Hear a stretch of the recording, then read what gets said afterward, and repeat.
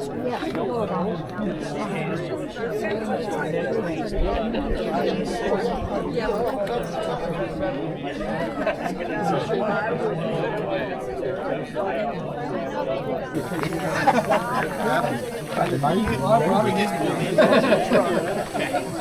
not going.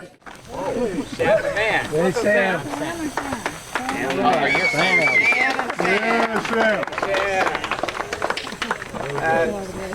Today our ride, first we're going to go up to Miners Camp up Bullion Canyon over here. Yay. We're going to spend about a half an hour there, and that's about it. That should be plenty of time. People to walk through and take a look at what's up there. So we're going to do that. Sam, get over here. Come on over here, Sam. Just leave him there, he can talk. And then where are we going from there? Okay, so we'll all gather at the restroom, and then we're gonna go under the M, and then we're gonna break off the road. We're gonna hit the old railroad track. Used to be the Denver Rio Grande. Used to end in Marysvale.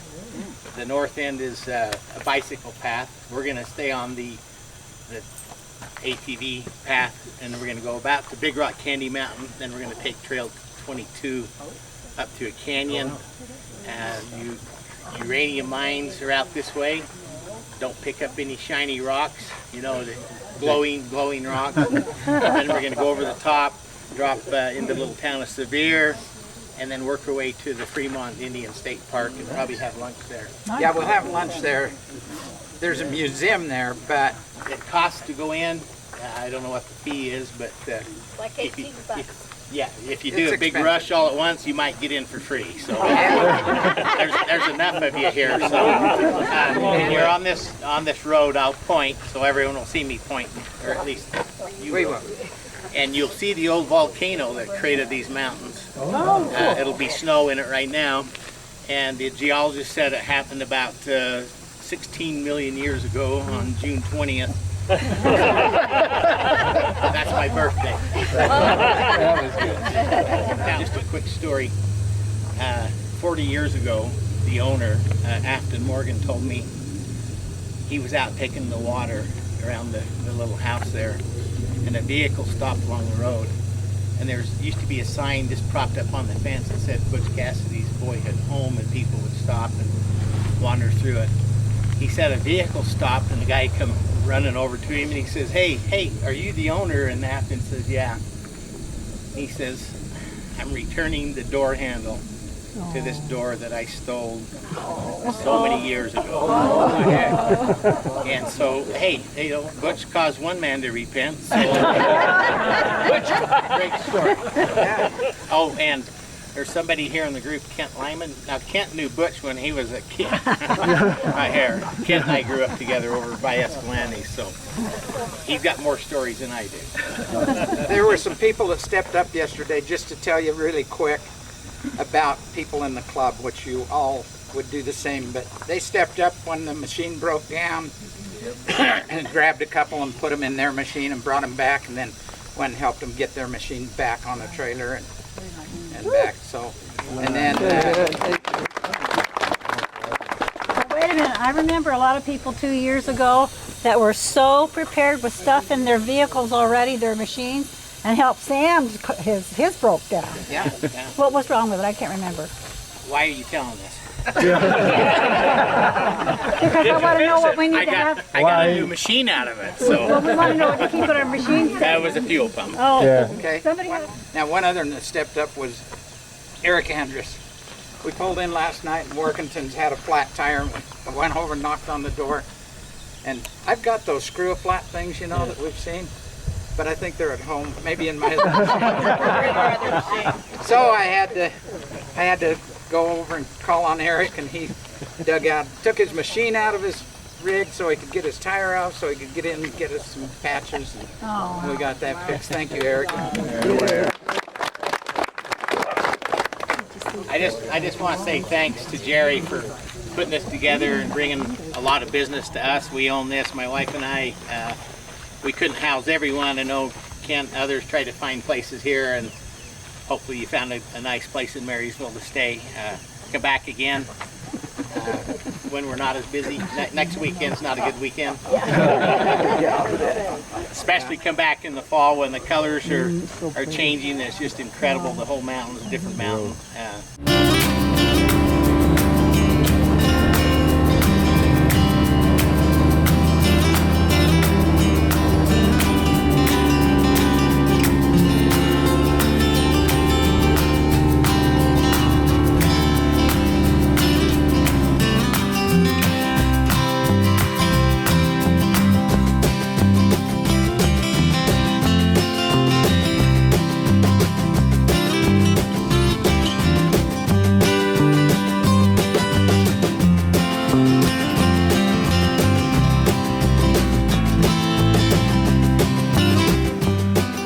Okay.